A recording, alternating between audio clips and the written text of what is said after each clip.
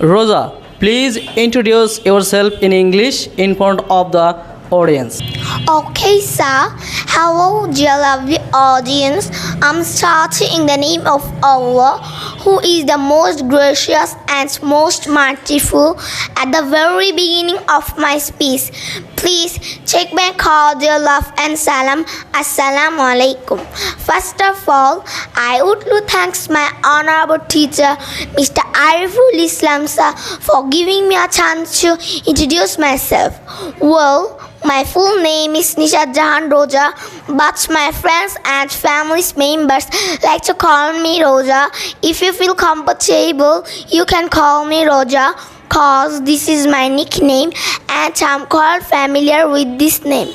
I'm from Faridpur as well as it is one of the most famous districts in Bangladesh. But at present, I live in Manikganj with my parents for my study purpose. Thank you.